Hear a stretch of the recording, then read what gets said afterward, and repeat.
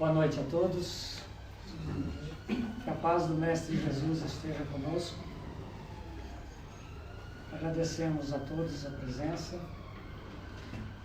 Lembrando que estamos em direta. Agradecendo também aos amigos internautas. E iniciaremos então nossos trabalhos da noite, pedindo a Leia que faça a oração inicial, por gentileza.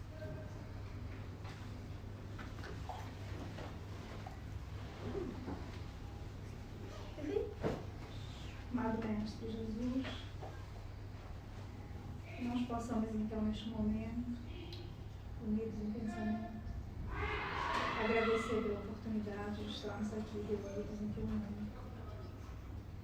Agradecer pelo estudo desta noite, que abre uma série tão importante dentro da doutrina espírita. Queremos te agradecer pela oportunidade, que possamos absorver ao máximo do que aqui nos foi passado.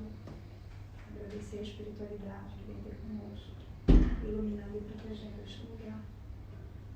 Mestre amado, a tua bênção, com a tua paz, nós damos início a mais uma reunião. Amém. Bem, hoje nós estamos inaugurando um trabalho diferente, porque nós temos inclusive a grande alegria de estar com o Manuel, que é um dos maiores entendidos em filosofia espírita, e nós vamos iniciar uma série de estudos todas as últimas sextas-feiras do mês, para entendermos a doutrina espírita no aspecto filosófico, porque nós sabemos que a doutrina espírita ela é filosofia, ciência e tem a parte religiosa. Ou seja, esse tripé que nos dá a sustentação de uma fé raciocinada. Então é importante que nós saibamos valorizar também a filosofia e a ciência, para que nós, com os conhecimentos filosóficos, possamos nos questionar, possamos buscar os porquês, até mesmo para entender as leis divinas e tudo aquilo que nos acontece. Então é um instrumento a mais para que nós possamos nos aprimorar espiritualmente, lembrando, evidentemente, sempre que o fundamento todo são os ensinamentos de Jesus, que é a parte realmente que nos conecta com o Criador. Mas a filosofia é muito importante, razão pela qual nós, de comum acordo com o grupo, resolvemos então iniciar esse trabalho. Então nós estamos muito contentes de ter aqui o Manuel, que vai nos passar esses conhecimentos, que vai nos ajudar sobremaneira na nossa conduta espírita, de um modo geral, e essa caminhada que todos nós estamos submetidos pelas leis divinas com a graça de Deus. Então, Manuel, muito obrigado e fique à vontade para observarmos os seus ensinamentos. Que agradeço.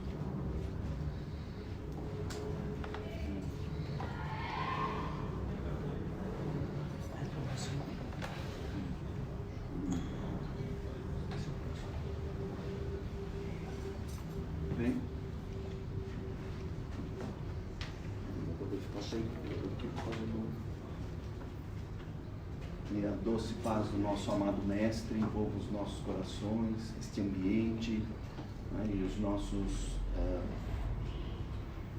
aqui a área onde nós estamos, né, nós possamos fazer um estudo, uma reflexão, né, sobre filosofia, de uma forma assim bem tranquila, bem suave, né?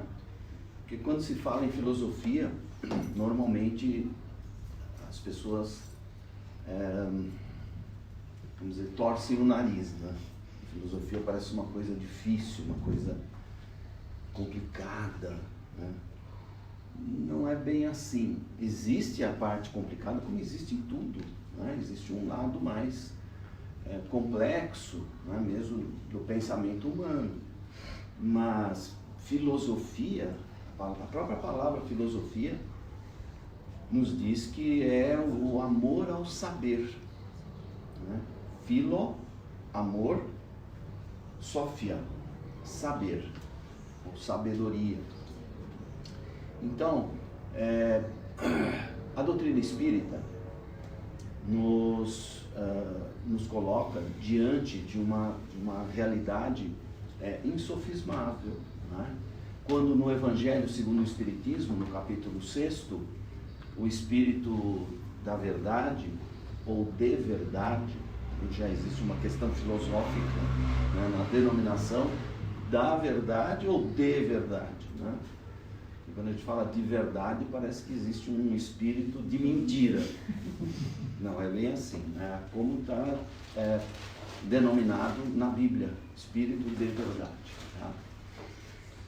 E na doutrina espírita, no Evangelho também foi colocado assim. Eu sempre preferi da verdade, o espírito da verdade, ou seja, a verdade em espírito, né? O espírito, enfim, o sentido, o significado da verdade, né? Mas tudo bem. Não podemos esquecer também que Kardec, tinha que falar isso, no capítulo 6 do Evangelho, onde está escrito: Espíritas, amai-vos, eis o primeiro ensinamento, e instruí-vos, a necessidade do saber, do conhecimento. Por isso que a casa espírita é, antes de qualquer coisa, antes de ser um hospital, um local de tratamento, de cura, é uma escola, acima de tudo. Então a casa espírita toda a casa espírita deveria ter escolas, cursos, né, para divulgação da doutrina e para o esclarecimento daqueles que querem estudar e aprender sobre si mesmos, né, que é isso que a doutrina espírita vem nos trazer. E no Livro dos Espíritos, lá no final tem as conclusões, na conclusão número 6 também está dito o seguinte: a força do Espiritismo está na sua filosofia, no apelo que faz à razão e ao bom senso. A força do Espiritismo está na sua filosofia, dito pelo Espírito de verdade, e colocado ali, não é, por Kardec, com destaque. Aristóteles, que foi um dos maiores gênios do pensamento ocidental, né, e da Grécia Antiga, ele, junto com Platão e Sócrates, né, formam uma tríade de grandes pensadores que influenciaram o pensamento ocidental desde há 2.500 anos, né, até hoje.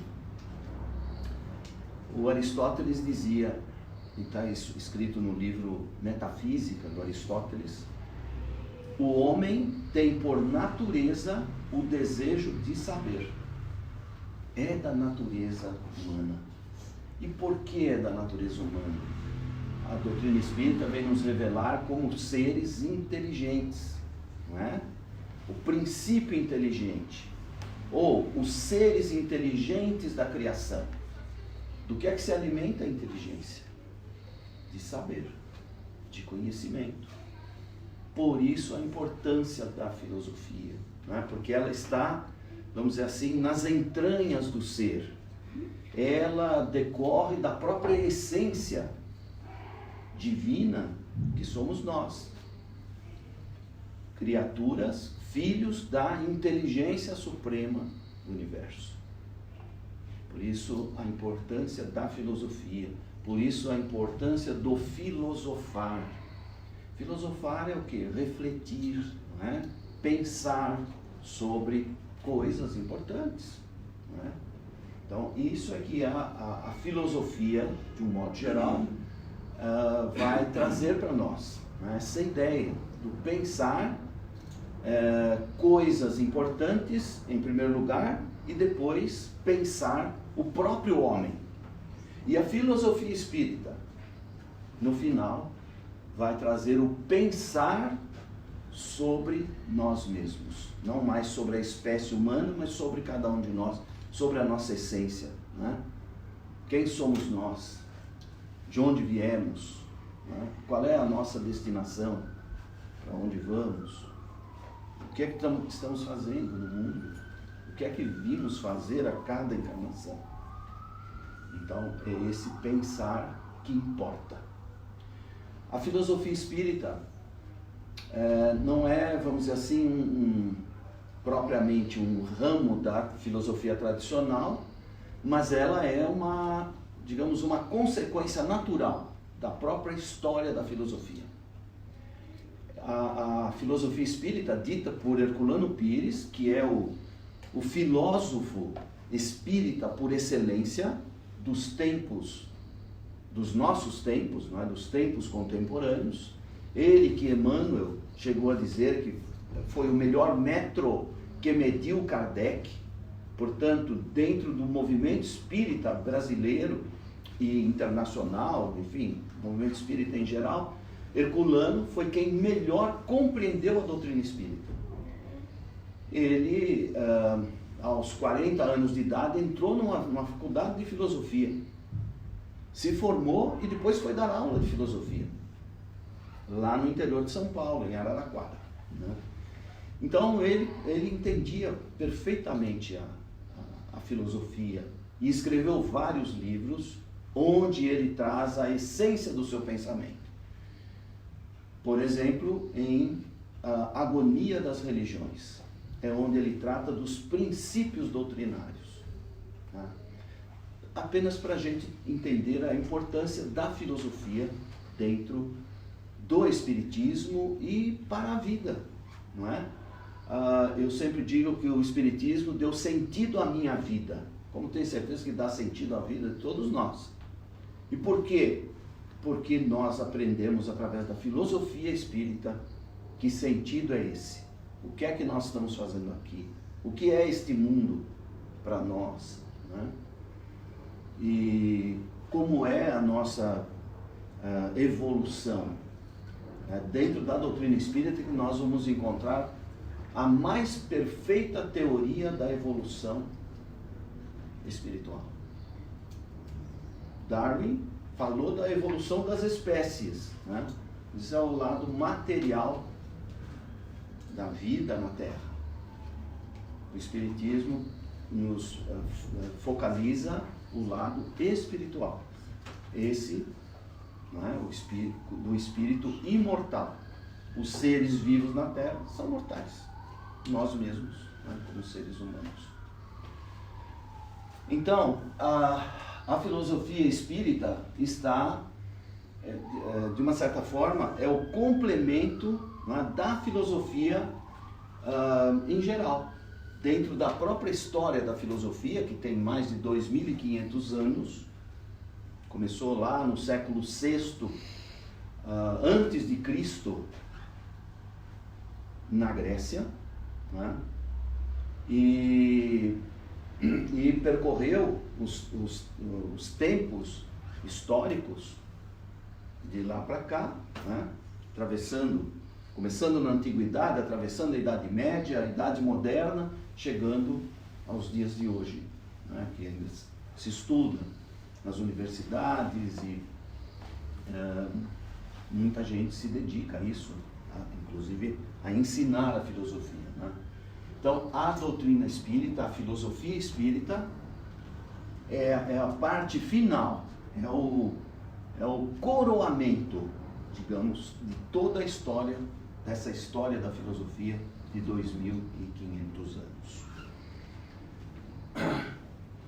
Mas nós temos que levar em conta, não é, que a filosofia não nasce na Grécia propriamente. Ela nasce no Oriente, onde nasceu a própria civilização. A civilização nasceu no Oriente, lá na Mesopotâmia, tradicionalmente assim considerada, né? E veio do Oriente para o Ocidente, e depois a Europa, não é, no Ocidente, assumiu esse papel de, digamos, a ambientação onde o homem se desenvolveu racionalmente.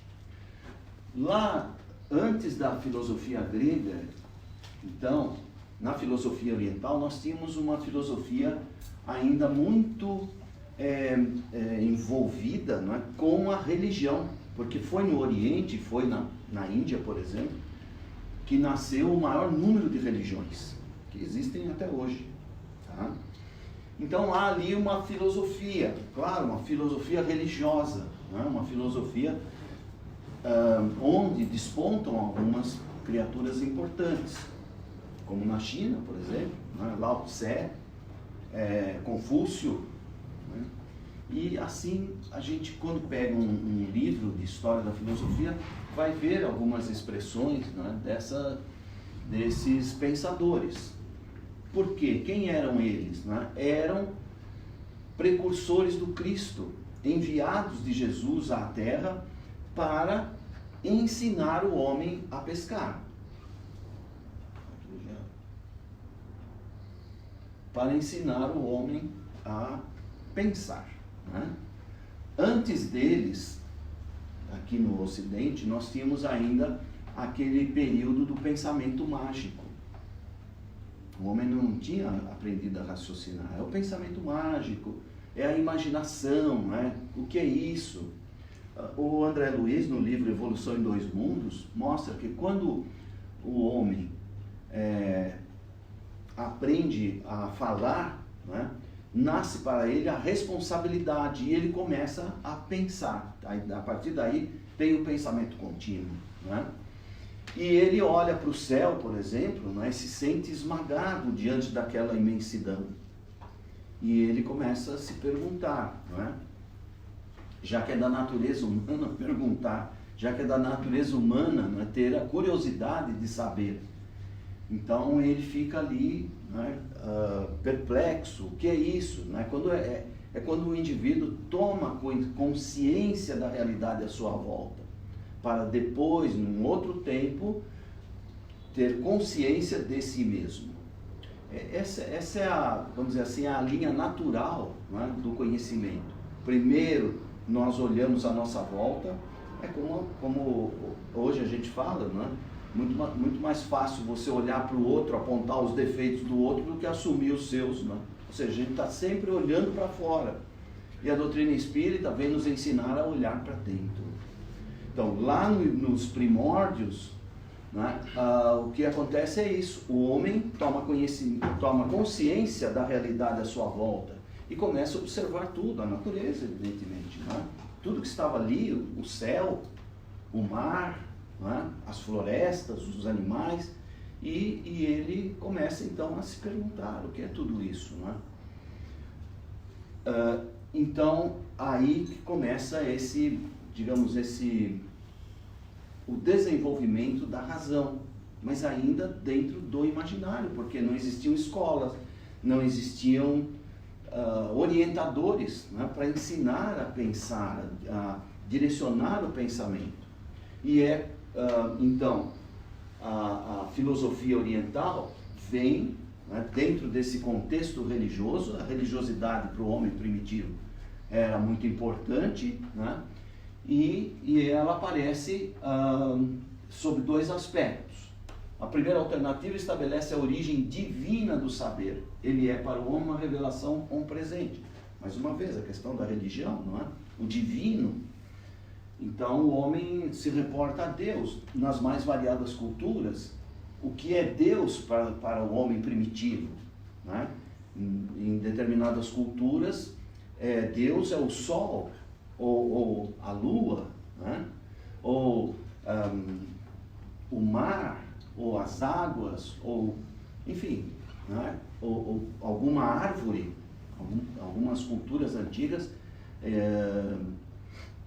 escolhiam uma árvore como sendo o sagrado, o símbolo do sagrado. Então, quando eles tinham que orar, quando eles tinham que se reportar à divindade, eles iam em busca dessa árvore, né? E ali estabeleciam então os seus rituais.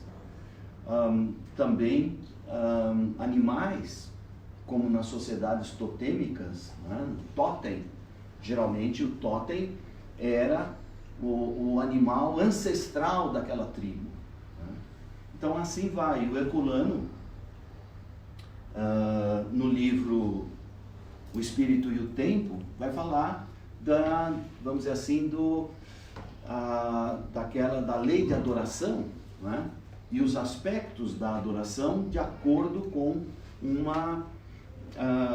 uma ordem, uma sequência. Então, primeiro, o homem adorava a pedra, por exemplo, né? Então, você tem aí a litolatria, uma rocha, uma pedra que eles escolhiam como sagrada. Isso os povos primitivos mesmo, né? Depois, a fitolatria, a adoração de plantas, de uma árvore, de um bosque, né?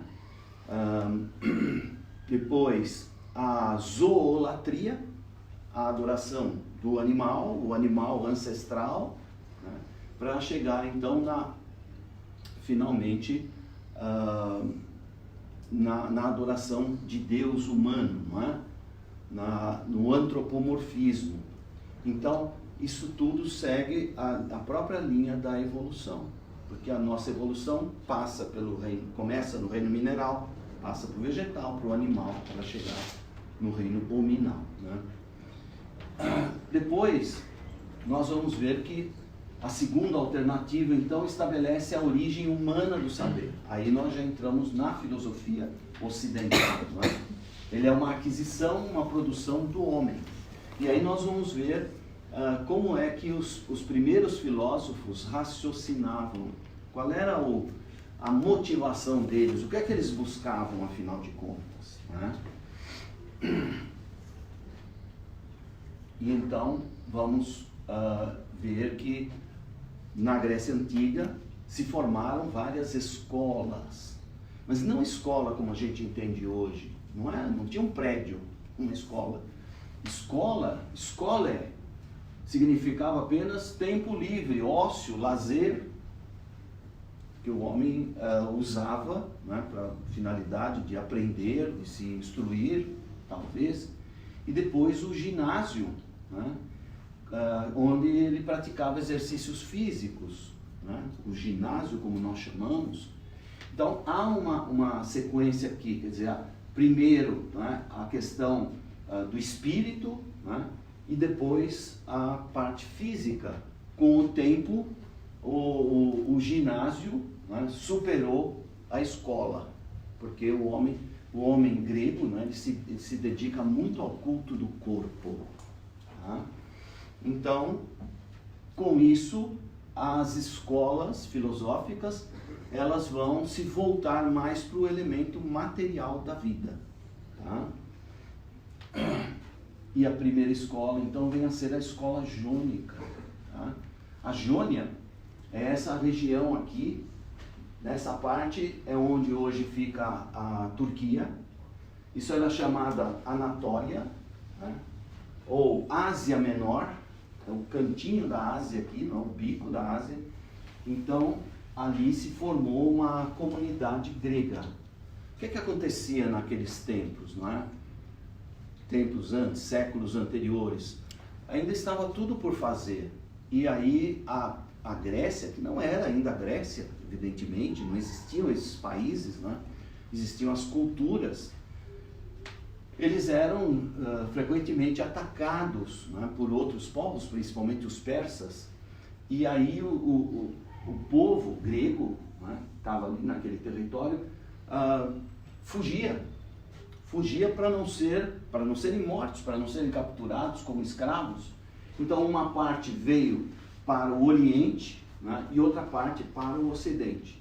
Formaram colônias aqui na Anatólia, na Ásia Menor, né, no Oriente, e outros foram para a Itália.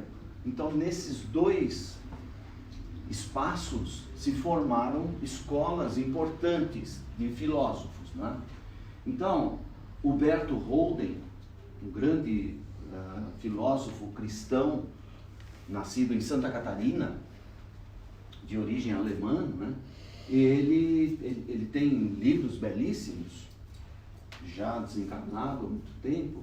Então, num desses livros, ele coloca isto. A Jônia, né, essa área aqui, foi onde surgiu a filosofia. Que mundo de sentimentos não evoca este nome na alma de todo homem culto e amigo das belezas espirituais? Os gregos eram cultivadores, né, da alma, do espírito. Não era só a beleza física, era a beleza interior que que os preocupava, que eles procuravam trabalhar, né? E aqui na escola jônica vamos ter uma série de filósofos. O primeiro deles, chamado Tales de Mileto, né?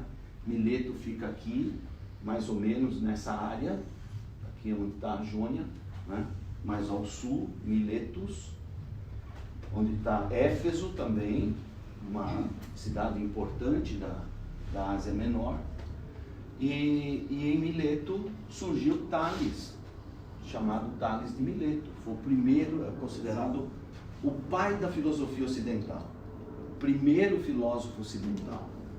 E para Tales, e para esses filósofos, de um modo geral, não, o importante era o quê?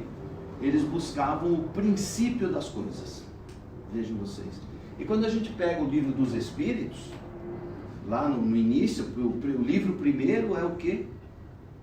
A busca pelo princípio das coisas. Interessante, aí é que a gente vê, né? Começa aí, Kardec mesmo deu essa denominação, ou seja, é como um reflexo, né? Um rememorar da filosofia, voltar ao berço da filosofia, né? Então, para Tales e para esses filósofos, os elementos da natureza era onde eles iriam encontrar o princípio das coisas, o princípio de tudo que existe. Natureza, em gregos, significa physis. A palavra physis é traduzida por natureza, tá? Para nós. Physis em grego. Natureza é uma palavra que vem do latim, natura, né? Então, eles, por serem os filósofos da natureza, por buscarem na natureza o princípio das coisas, eram chamados de físicos. Então, aí a gente vê o que? Com a filosofia também nasce a ciência. A ciência vem junto com a filosofia. E Tales, para Tales, o princípio das coisas está na água. A água, o primeiro elemento que ele vê, né? Tudo, eles estão aqui, né? Você tem aqui o mar Egeu, você tem aqui o mar Mediterrâneo, tudo é água, o princípio, a terra, né? Os oceanos. Então ele intui, né, que o princípio de tudo é a água. E a gente sabe que no planeta foi na água, não é, que a vida começou. Quando o planeta, ainda com menos de 1 bilhão de anos, ali totalmente coberto de água, não existiam os continentes naquela época, isso há 3,5 bilhões de anos atrás. Foi ali que nasceram os primeiros seres vivos. Então, ele consegue, né, fazer criar uma teoria sobre o princípio das coisas baseado na água. E ele também vai dizer, tudo está cheio de deuses. Olha que interessante, né? E a gente hoje vê que, de fato, né, o universo está cheio de deuses com letra minúscula. Né? Não são deuses como no politeísmo, mas sim espíritos, que eles chamavam de deuses. Né? E depois vem uma escola, né? Tales é o fundador, digamos assim, Anaximandro e Anaxímenes seriam seus discípulos. Para este aqui, o princípio de todas as coisas assim, como é que se diz? As menores partículas, né, de tudo que existe. E para o Anaxímenes, o princípio das coisas é o ar. Então, eles começam, a partir daí, né, a filosofar, a raciocinar, né, para tentar entender o mundo em que vive e passar para os seus pósteros, né, esse entendimento que cada um teve. Não há livros nessa época. O que existem, os livros de filosofia, são fragmentos do que eles escreveram. Uma frase ou outra, alguns têm bastante frases, né, mas são fragmentos e não livros. Os livros vão surgir com Platão. mais adiante. E Heráclito, como um filho dessa escola, né? Um outro discípulo de Tales, ele vai dizer que o princípio das coisas está no fogo. E o Heráclito ainda diz uma coisa muito interessante, que talvez você já tenha ouvido, que essa frase é frequentemente citada, né? Faz parte da doutrina de Heráclito. Nenhum homem é capaz de entrar no mesmo rio 2 vezes. No mesmo rio. Porque o rio é água em movimento. Né? Você entrou uma vez, é aquela água onde você entrou. Quando você entrar a segunda vez, aquela água já passou, é outra. Então isso também pode dar a nós a ideia, né, da reencarnação. Cada vez que você encarna no mundo, já não é mais aquele mundo quando você encarnou anteriormente. Né? Tudo está em progresso, tudo evolui. Né? Então há coisas muito interessantes desses filósofos, embora, repito, poucas frases, mas que dão uma ideia, né, profunda do seu pensamento. Depois vem a escola de Pitágoras. Já a escola de Pitágoras se localiza aqui na região do que hoje é a Itália, né? Olha aqui a bota. Né? O Pitágoras é um dos mais emblemáticos filósofos antigos. Primeiro que há quem diga que ele é uma lenda, que não existiu esse Pitágoras. E depois que quem acredita que ele existiu, também dá a ele uma origem lendária. Né? Uma história interessante. E é o Pitágoras, então, quem praticamente dá nome à filosofia. Porque um dia disseram a ele que ele seria um filósofo, né? Um filósofo, um amante do saber. Que ele seria um sábio, desculpa. Foi dito a ele que ele seria um sábio. E ele disse, não, eu sou só um amante do saber, um filosófos. Daí vai surgir a palavra filosofia. Né? A escola de Pitágoras não se preocupa tanto com a natureza, mas sim com todo um comportamento do indivíduo na sociedade. Né? Mas, principalmente para Pitágoras, o princípio das coisas está nos números, ou nas relações numéricas. Outro dia aqui mesmo falamos do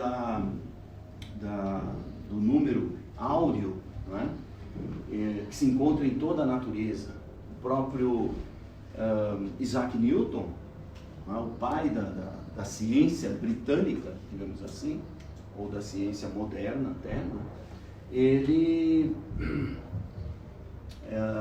dizia, né, que toda a natureza pode se reduzir a números. Ou seja, a questão, ele coloca a questão da matematização da natureza. E aí vem o número áureo e outras relações, as distâncias entre os planetas, né? E muitas coisas que ele abordou em a própria natureza. De modo que os números ou as relações numéricas para Pitágoras, para a escola pitagórica, é onde está o princípio de todas as coisas. Depois a escola eleática, também lá aqui nessa parte da Itália, né? Você tem aqui Crotona, onde tinha uma escola de medicina, né? Os gregos então vinham daqui, né? A Grécia está desse lado, vinham e atravessavam para o lado de cá, atravessavam o mar Tirreno, né? O mar Jônico, aliás, e para o lado de lá o mar Egeu. E com isso então foram criando colônias, até hoje existem nesses lugares, né? Resquícios das construções desse período antigo, tanto na Itália, no interior da Itália, como lá na Turquia. Então, a escola eleática tem como expoente Parmênides. Este é um dos mais importantes filósofos da antiguidade. porque é o Parmênides quem vai se referir ao ser. Ele é que descobre o ser. O ser para Parmênides, evidentemente, é um conceito. Não é? É um conceito. E ele vai dar os atributos do ser e tudo mais. Aí a gente vem com a filosofia espírita e dá um sentido da vida a esse ser de Parmênides. Não é mais um conceito, é um ser real, Deus em primeiro lugar e o Espírito, não é? Com seus atributos. Mas aqui nesse momento, não é? o que era preciso era lançar a ideia, o homem pensar no ser, na essência. A palavra ser vem do verbo latino essere, de onde vem também essência. Então, nossa essência, não é o Espírito, não é o ser por excelência, o ser divino, não é? O ser divino da criação. Então, a escola eleática inaugura a metafísica, a ontologia, o estudo do ente, ou ser. Ontos, em grego, é o mesmo que entes em latim. Então, esse é o estudo do ser. Metafísica é aquilo que está além da realidade física, né? O mundo espiritual é um mundo metafísico em relação ao mundo físico onde nós estamos vivendo. Tá? Ele também vai dar fazer um comparativo entre o que é a opinião, o que é a verdade, né? Opinião é uma coisa individual, é o que cada um de nós pensa sobre alguma coisa, e a verdade é universal. A verdade tem que ser igual para todos, né? Opinião, não, é limitada, né, ao entendimento de cada um. Depois vem a escola atomista, onde surge a ideia de átomo, a menor partícula da matéria, aquela partícula que não se divide, né? Nós vemos na nossa realidade aqui da ciência, isto aqui é uma representação do átomo. Nós estamos num mundo físico e, portanto, o átomo no mundo físico não é uma partícula indivisível, é uma estrutura. É assim que o homem consegue enxergar o átomo, né? Aqui no nosso mundo, assim, enxergar num certo sentido, porque ele não é visto aos olhos humanos, né? Ele é visto pelos efeitos que produz nas experiências que são feitas, né, em túneis e outras laboratório, coisas do tipo, né? Então, na Grécia Antiga surge a ideia de átomo. E onde é que nós descobrimos o átomo? Através do Espiritismo, no fluido cósmico universal. Lá no capítulo 14 da Gênese, Kardec fala que no seu estado de pureza absoluta, né, o fluido cósmico universal nem é homogêneo. Ou seja, não existem dois átomos iguais. Isso é a criação divina. Como não existem dois seres iguais, né? Dois perispíritos iguais, duas mortes ou dois nascimentos iguais, como diz o André Luiz. Então a escola atomista, né, chega no final, no limite, né, desse período físico da filosofia, né? Vamos dizer assim, o preâmbulo da idade da razão, que é quando nós começamos a pensar, a raciocinar, né? Com base em algumas referências, e essa escola então é a que está no limiar, não é, de um novo ciclo de pensamento. E no meio, fazendo a transição, tem essa escola sofística, onde vão aparecer os primeiros professores, né? A educação, pedagogia, tem como expoente Protágoras. Essa escola foi muito criticada e combatida por Sócrates e Platão. Por quê? Eles não concebiam, não é, professores ou mesmo filósofos, homens que ensinassem outras criaturas cobrando. Eles entendiam, não é, o ensino como uma missão, uma coisa que tinha que ser feita, não é? Gratuitamente. E os sofistas cobravam para dar aulas, mas cobravam de quem? Né? Quem podia pagar naquela época? Só os ricos, né? Então eles procuravam os filhos de ricos, as casas de ricos, né? E ofereciam esse serviço, cobrando, ganhando muito dinheiro, né? Isso, de uma certa forma, horrorizou, né, os socráticos, que não aceitavam essa ideia. Mas, enfim, eles fazem eles têm um papel importante, né? Então eles vão ensinar habilidades, eles vão ensinar as pessoas a, digamos, argumentar, né? Era isso que era ensinado nessa época, não tinha as disciplinas de escola como nós temos hoje.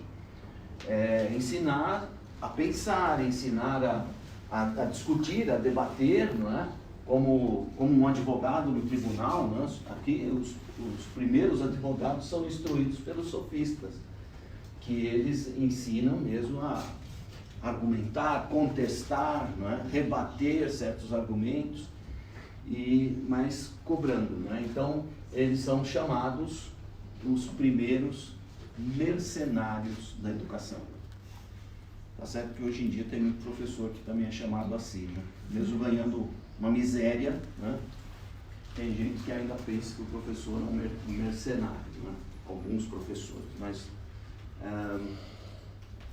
essas pessoas não conseguem compreender a importância de um professor na vida de uma criatura, né? Depois, então, entramos na escola ateniense, que é a última fase desse ciclo, né? Porque agora aqui entra em evidência o humanismo, ou seja, a filosofia, o pensamento não é mais voltado para a natureza, mas para o homem. Há um grande teatrólogo grego, Sófocles, não confundir com Sócrates, né? Sófocles, alguns nomes são muito parecidos, né? Nesse período, e o Sófocles dizia: há muitas maravilhas no mundo, mas a maior de todas é o homem, do jeito que ele pensava, né? O homem no sentido de espécie humana, né? Não um homem, não uma criatura, mas o homem enquanto corpo e alma, né? O próprio corpo humano já se conhecia de alguma forma, já existiam médicos, né? Hipócrates, o pai da medicina, também foi grego, do século IV a.C. Enfim, na Grécia surgiram várias escolas, vários aspectos importantes do saber, depois desenvolvidos até os dias de hoje, né? Então aqui surge também a ideia do conhece-te a ti mesmo. Vocês sabem que lá na pergunta 919 do Livro dos Espíritos está dito, não é? Como fazer para se libertar do arrastamento do mal, né? E os Espíritos responderam: um sábio da antiguidade já vos disse, conhece-te a ti mesmo. Quando eles dizem um sábio da antiguidade, muitos de nós, né, e eu no início também pensava assim, ele estava falando a Sócrates, porque foi o Sócrates que imortalizou essa frase. Mas não, é que essa frase existia na Grécia, uma tradição, né, de sabedoria. Então, existem alguns livros que falam desse grupo, os 7 sábios da Grécia. E dentre os 7 sábios da Grécia, não está Sócrates, mas está o autor dessa frase, que na verdade, por inteiro, é: homem, conhece-te a ti mesmo. Haroldo Dutra Dias, grande estudioso, né, vamos dizer assim, da Grécia, do pensamento grego, da língua grega, né, através da qual ele traduziu o seu evangelho, né? Ele diz assim, a frase é essa: homem, conhece-te a ti mesmo, ponto. Complementando uma frasezinha dizendo: nada em excesso. Segundo Haroldo, é isso que está escrito no portal do oráculo de Delfos. Delfos é uma região no interior da Grécia, né? E lá tinha um templo, né? Nesse templo, um portal, era muito comum isso, né? Como na escola de Platão, também, a academia, no jardim de Academos, na Grécia, ele criou ali a sua escola, né? A escola platônica,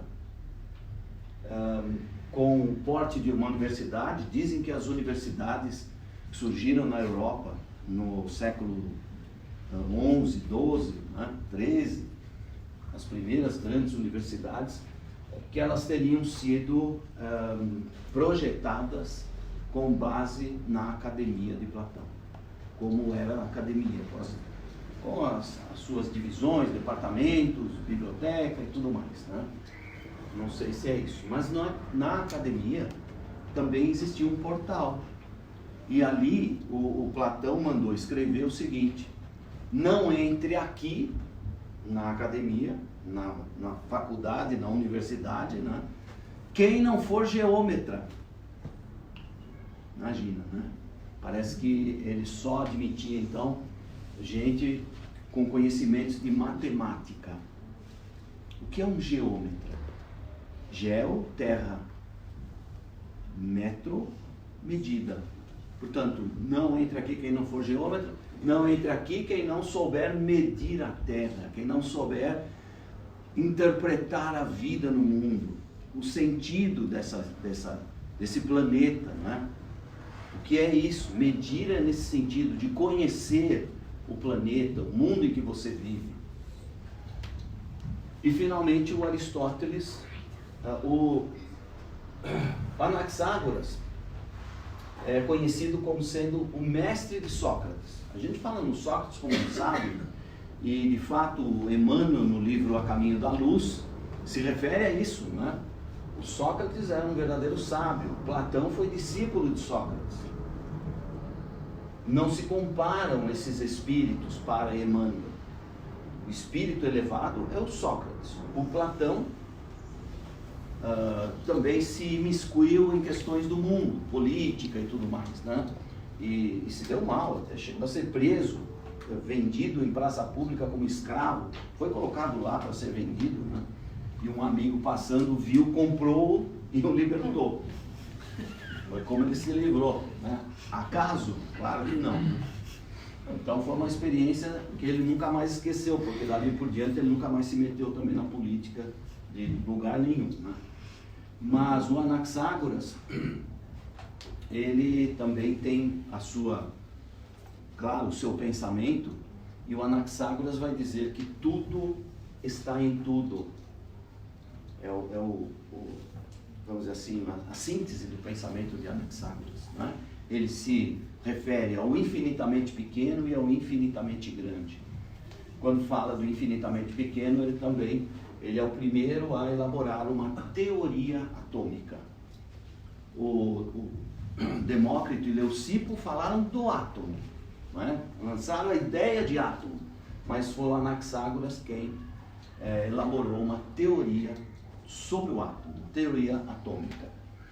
Essa ideia de que tudo está em tudo está reproduzida no Livro dos Espíritos, na resposta à pergunta 33. Pegar o Livro dos Espíritos, resposta 33, está escrito lá em negrito: tudo está em tudo. Essa frase foi imortalizada por Anaxágoras. Se o Platão era discípulo de Sócrates, Aristóteles foi discípulo de Platão. Jovem ainda, ele nasceu na Macedônia e foi trazido para Atenas e entrou na academia de Platão, 16, 17 anos. E era chamado por Platão o cabeça. Cabeça quer dizer, o gênio, né? O cara que pensava muito, né? Aprofundava o pensamento, muito inteligente. Quando Platão morreu, o Aristóteles, porque era tão considerado por Platão, pensava que ele fosse assumir a direção da academia no lugar do Platão. Só que um sobrinho do Platão, assumiu o lugar e não deixou o Aristóteles então ficar na direção. Ele, desgostoso com isso, né, frustrado, saiu e fundou a sua própria escola, chamada o Liceu Aristóteles. Imagina, né, a disputa naquele período, né, esses dois gigantes do pensamento. Enquanto Platão, reproduzindo o pensamento de Sócrates, se ocupava mais da espiritualidade, o Aristóteles se ocupava mais da materialidade. Ele é considerado o pai da ciência, né? O primeiro cientista, né, que surge no mundo criando um método, né, um método de estudo anatômico, né? Ele pegava seres da natureza, né, animais, insetos, e dissecava, né? Queria ver por dentro como era o corpo desses seres, e ele também faz a primeira classificação científica dos seres da natureza. Fantástico. Aristóteles escreveu uma obra gigantesca também, né? Como Platão. Platão escreveu os diálogos. Existem hoje em dia em português, né, traduzidos, cerca de 40 diálogos de Platão. Dizem que eram muito mais, mas foi o que foi salvo na obra de Platão.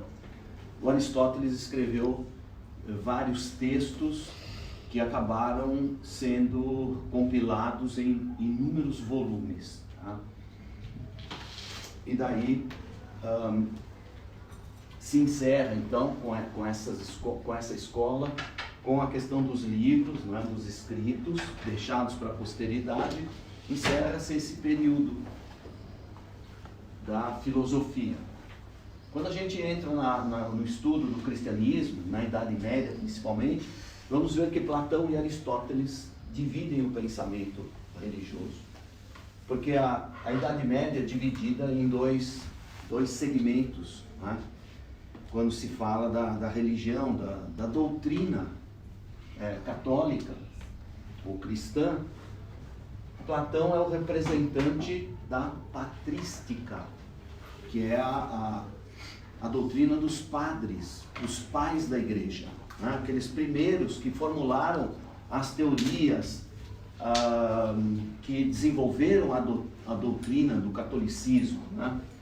Então, a patrística é representada, ou é fundada no pensamento de Platão, porque ele é que tratava da questão do espírito, do mundo espiritual, da imortalidade da alma. Ele falou tantas vezes na obra dele da imortalidade da alma, né? E aí depois, já quase no final da Idade Média, com o advento das universidades, né, passa-se para o período da escolástica. E aí então a obra de Aristóteles, estudada e mais desenvolvida por São Tomás de Aquino, é o representante da escolástica, enquanto Santo Agostinho é o representante da patrística, o maior expoente, né? Então, com a escolástica, Aristóteles se destaca. A obra de Aristóteles é descoberta, não se conhecia, elas estavam guardadas, escondidas em algum lugar. Alguém conseguiu guardar e aquilo foi preservado, passou de geração para geração, até que se descobre, no meio da Idade Média, se descobrem essas obras do Aristóteles. E aí então São Tomás de Aquino se dedica ao estudo, né, e funda a escolástica, tá? Portanto, os dois, mestre e discípulo, dividem as atenções e os estudos, né, dos cristãos nesse período medieval. E aí a gente termina. Uma musiquinha aqui, não tem nada a ver, aqui, não sei como apareceu, deve ter sido quando eu pus a figura aqui, uma musiquinha, não se preocupe, parece mais um ritual, né? Em alguma tribo. A filosofia moderna, depois do período da Idade Média, que foi um período de estagnação do pensamento, apesar de ficarmos ali com Platão e Aristóteles, então a filosofia moderna começa com René Descartes.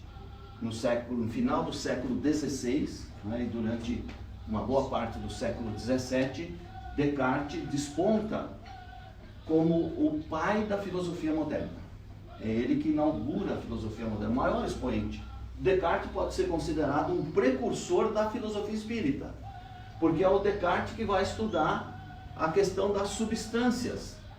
No Espiritismo nós sabemos que Deus criou dois elementos, né? O espírito e a matéria, e Descartes começa trabalhando sobre isso.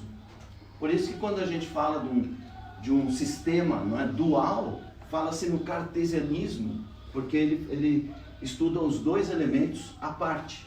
Antes, o homem era visto sob uma ótica monista, uma coisa só, corpo e espírito, corpo e mente. Agora, com Descartes, ele separa corpo e mente, né? Para eu não mentir, deixa eu tirar daqui, que isso aqui está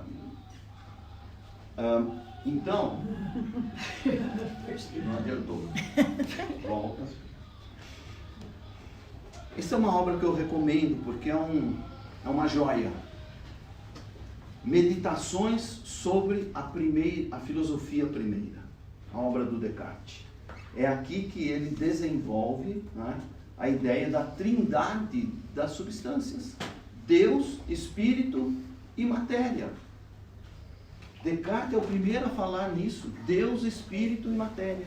E aqui ele mostra como ele chegou à conclusão de que a realidade existencial é formada por essas três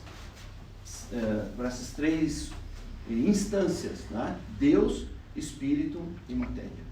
É fantástica essa obra aqui, fantástica. E aqui Descartes também, na vida dele, quando ele começa a pensar sobre essas coisas, ele tem 3 sonhos. Num dos sonhos, vejam vocês, porque a gente também pode pensar nele como um precursor da filosofia espírita. Num dos sonhos, numa noite só, teve 3 sonhos. No segundo sonho, ele sonha com o Espírito da Verdade. É a expressão de Jesus, não é? Lá no Evangelho de João, Espírito da Verdade. Então, o Descartes, ele se sente assim, iluminado, né? Inspirado a buscar a verdade. E aí, então, ele desenvolve essa tese, né, das 3 substâncias. E uma coisa curiosa que ele fala aqui, né, e aí a gente vê como realmente ele foi a fundo nisso. Olha só.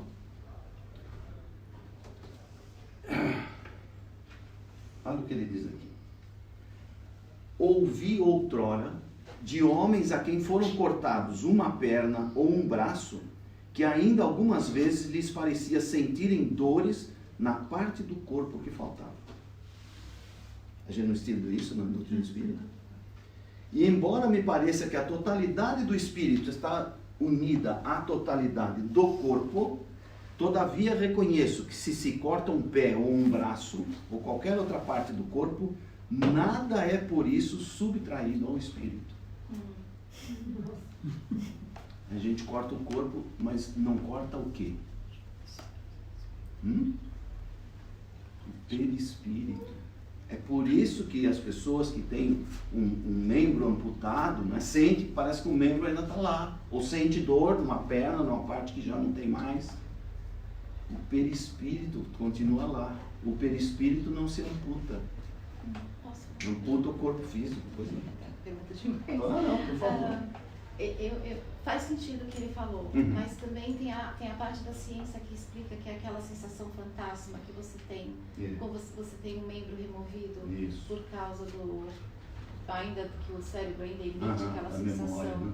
Fantasma. Então o espiritismo ele ignora o fato da ciência ou não? Não. O fato é o seguinte, é que a ciência não conhece o perispírito.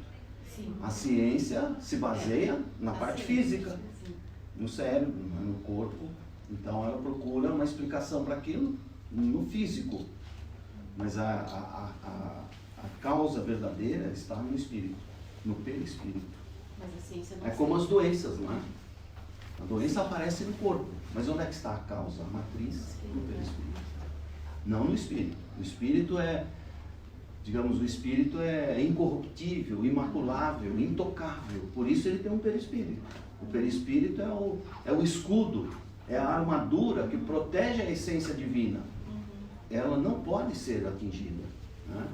Tanto é que se fala, o espírito só pode ser visto através do espírito, não dos olhos do corpo, mas dos olhos espirituais.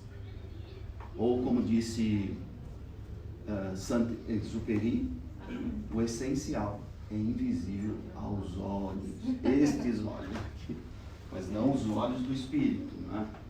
Então o Descartes é uma figura extraordinária, né? Quando a gente sai daquele período de 1000 anos de obscurantismo da Idade Média, o Descartes, né, abre os olhos da humanidade, traz o pensamento, né, ao nível mais profundo e vai de encontro ao real, né, ao que faz parte da realidade existencial. Deus, Espírito e Matéria, né? É incrível. Depois o Spinoza foi seu discípulo e Leibniz também nesse período do racionalismo. O Leibniz, que foi um filósofo alemão, ele tem uma teoria linda sobre as mônadas, a monadologia. Herculano Pires, no livro Agonia das Religiões, o Herculano diz assim: a mônada é a síntese de espírito e matéria. Porque mônada, de mono, né, significa a unidade. Então essa unidade que representa a individualidade de cada um de nós é uma síntese de espírito e matéria, né? É isso que se estuda na filosofia. Aí vem a escola inglesa ou britânica, né? Temos um representante inglês, um irlandês e um escocês, inglês, irlandês e escocês, né? Formando essa tríade de filósofos extraordinários. Inclusive há um estudo já mais ou menos antigo, de algumas décadas, comparando a teoria de Locke com Kardec, com o Espiritismo, e se encontram muitos aspectos em comum, né? E eles viveram antes de Kardec, séculos 17 e 18, 1600, 1700. Né? Depois o Iluminismo, né? Que é um outro momento emblemático na história, o fim de um ciclo para o início de outro, né? Um movimento libertador acontece na Europa, evidentemente, principalmente na França. Também houve um movimento iluminista na Alemanha, mas o principal é na França, que acaba redundando na própria Revolução Francesa, não é? O iluminismo foi a época da revolução, das revoluções religiosas, não foi? É um período de esclarecimento, né? Eles traduzem todo o pensamento filosófico e científico numa linguagem acessível à maioria, e com isso, então, há aquele movimento, principalmente na França, né, que termina na Revolução Francesa, muita gente guilhotinada e tudo mais, né? E que depois, os grandes expoentes dessa Revolução Francesa, por incrível que possa parecer, reencarnaram no Brasil na segunda metade do século XX. Um livro chamado Eu Sou Camille Desmoulins, de Hermínio Miranda, ele, o espírito que está... Porque o Camille Desmoulins foi um grande jornalista da época da Revolução Francesa, né? Então ele viveu a problemática da Revolução e foi guilhotinado. E a esposa dele, que também participou, evidentemente, eles se amavam, né? Então estavam bem entrosados no trabalho, ela foi guilhotinada uma semana depois dele. E aí tem um trabalho do Hermínio Miranda, de uma regressão de memória que ele fazia, né? E um jornalista do Rio de Janeiro chamado Luciano dos Anjos vai fazer essa regressão com ele e de repente começa a falar coisas da Revolução e tal. E o Hermínio pensa que é um espírito que está falando através dele, ele como médium, né? E na continuidade daquela terapia, ele descobre que não, que que esse Camille Desmoulins era o próprio Luciano dos Anjos reencarnado. Era ele mesmo que estava dando testemunho de coisas que não constam nos livros de história, porque ele viveu aquilo. E aí ele revela quem eram no Brasil. Danton, Robespierre, Marat, estavam todos encarnados lá no Rio de Janeiro. Tem que ser no Rio de Janeiro. Ele dá os nomes dessas pessoas. Ele conhecia, porque ele viveu na mesma época. Né? Interessante. E então aqui, nesse período, nesse movimento iluminista, se destacam Voltaire, Rousseau e Montesquieu. Né? Também Diderot e d'Alembert, mas Voltaire e Rousseau principalmente. Tá? Eles eram dois gênios, mas não se bicavam. Tá? Tinham muitos conflitos entre si. Né? Dois grandes pensadores. Mas o Rousseau principalmente é Guerra de egos. É isso mesmo. O Voltaire era um pouco mais velho que ele, uns 8, 9 anos. Mas o Rousseau é um dos expoentes da história da educação. Né? Ele foi o mestre de Pestalozzi e foi o mestre de Kardec. Sempre essa trindade juntos, a gente pode perceber. Né? É interessante isso, né? Essas ligações espirituais. Né? E o Montesquieu escreveu um livro chamado O Espírito das Leis. E é no Espírito das Leis que ele propõe a divisão dos estados em 3 poderes. E a partir daí as nações europeias começaram a se estruturar com base nessa ideia dos 3 poderes: executivo, legislativo e judiciário. É o Montesquieu em O Espírito das Leis que deixa esse legado, né, para as sociedades modernas, né, contemporâneas nossas.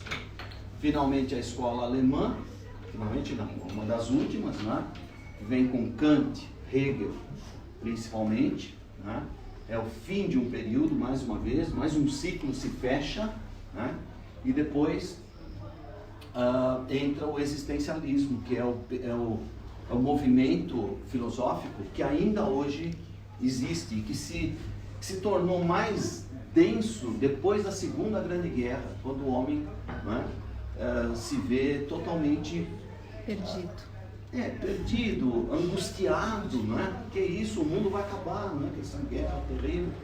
Então, isso está tudo dentro do existencialismo, a dor como caminho para Deus, um pessimismo profundo, angústia e nada. Né? A vida se completa na morte, dizia Sartre. Né? A vida se completa, acabou, né? Com a morte não há mais nada. Um erro, o Espiritismo vem mostrar que não é nada disso, né? Que as coisas vão muito além da morte. E aí os grandes filósofos e tal, os sistemas, de todos esses períodos, né? Vem desde lá da Grécia Antiga e finalmente a filosofia espírita. Então, Herculano Pires, ao traduzir o Livro dos Espíritos para o português, na Federação Espírita de São Paulo, ele diz: este livro é um verdadeiro tratado filosófico, que começa pela metafísica, porque trata de Deus, espírito, matéria, né, as substâncias divinas, desenvolvendo em novas perspectivas a ontologia, o estudo do ser, a sociologia, né, o ser na sociedade, na vida de relação, psicologia, a ética, baseada no ensino moral de Jesus, né? E estabelecendo as ligações históricas de todas as fases da evolução humana em seus aspectos biológico, psíquico, social e espiritual.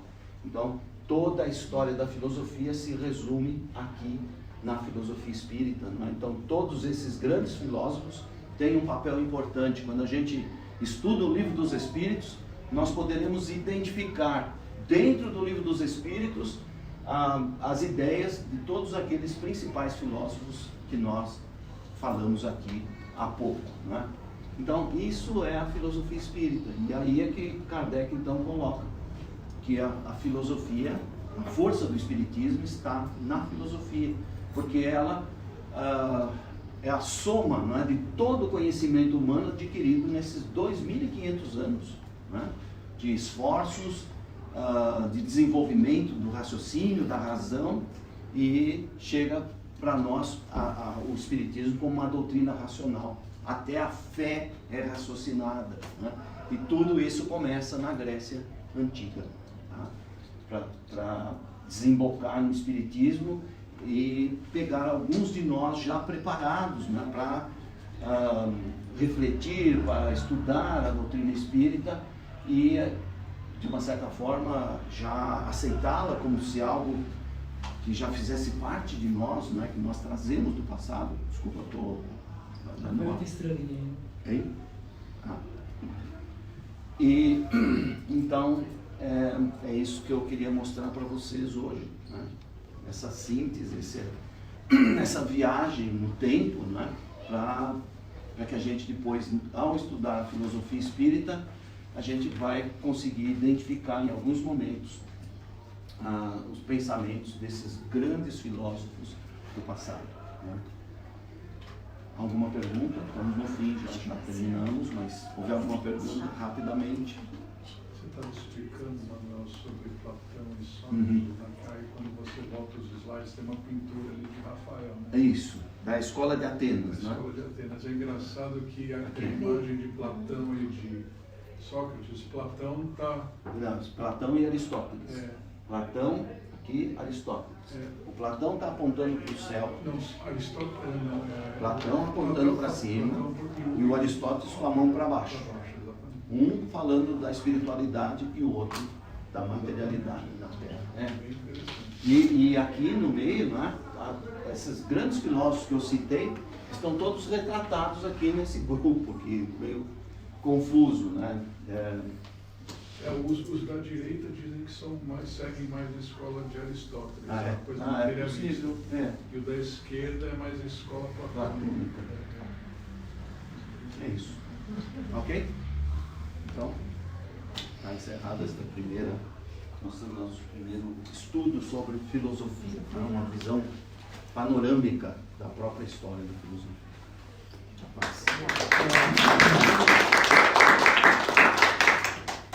Agora vamos então nos preparar para a passe e procuremos então nos conectarmos com Deus, com o Criador, e convidamos então o Nico para fazer a oração do passe.